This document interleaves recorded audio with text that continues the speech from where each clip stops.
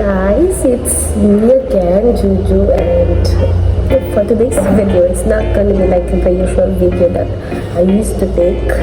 It's gonna be something informative and it'll really help us during this allergy season.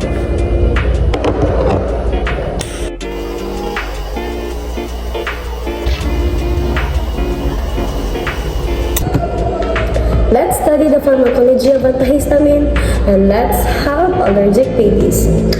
Got you. Before we talk about antihistamines, let's talk first about histamine and what does it do. So histamine,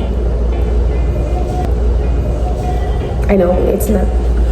So histamine is a small molecule produced in our body by the carboxylation of amino acid histidine. Histamines are most notoriously known as a mediator of allergic reactions. It is widely distributed in our body, but is particularly concentrated in our skin, lungs, and gastrointestinal tract. There are three major conditions that trigger the release of histamine. First, when it comes contact with an allergen. Second, tissue injury. And the third is drug and foreign chemicals. Histamine exerts its effort by binding on different histamine receptors, namely H1, H2, H3, and H4. But today we are only going to talk about H1 receptor. This is the main target of clinically useful drugs.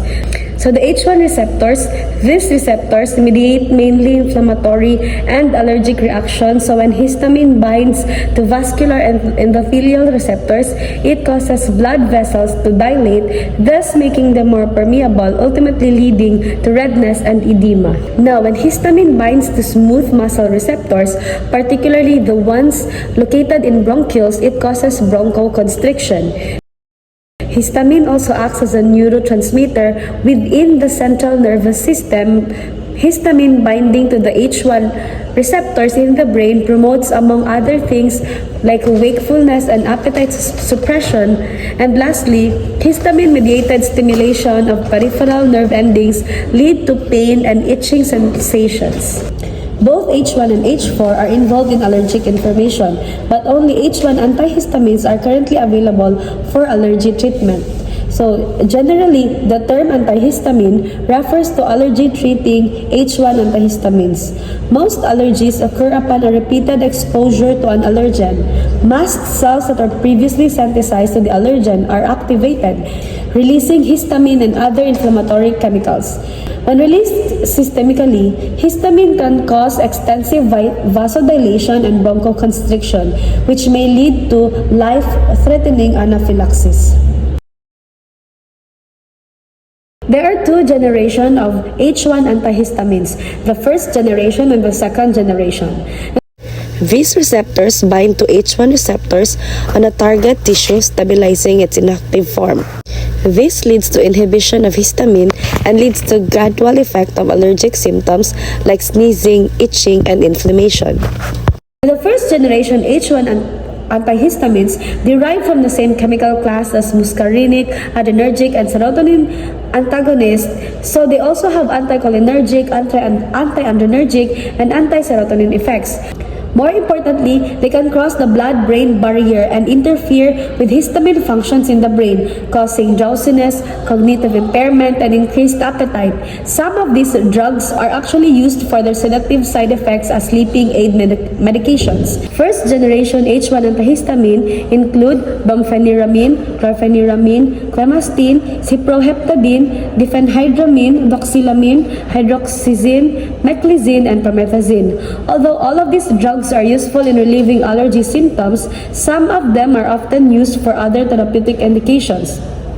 Like for example, diphenhydramine and doxylamine are often used in the treatment of insomnia, while meclizine and promethazine are often used in the treatment of nausea and vomiting and other related certain conditions such as motion sickness.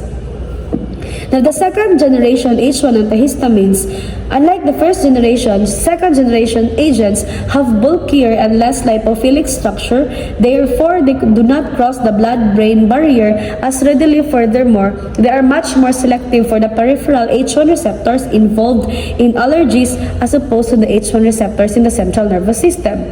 Second generation antihistamines are less able to cross the blood-brain barrier and are therefore minimally or non-sedating. They are also highly selective for H1 receptor and have no anticholinergic effects. As a result, second-generation drugs provide the same allergy symptom relief but with less side effects. Examples of second-generation H1 antihistamine include cetirizine, desloratadine, fexofenadine, levocetirizine, and loratadine. Additionally, we can include in this group drugs that have both antihistamine and mast cells stabilizing effect, namely azelastine and olapatadine, that are available in ophthalmic and nasal formulations, as well as ketotifen, which is currently available in ophthalmic formulation only. Now, I hope you learned a lot about this video, and the reminder that it is very important to know our antihistamine drugs. And always remember, health is wealth. See you in my next video. Bye!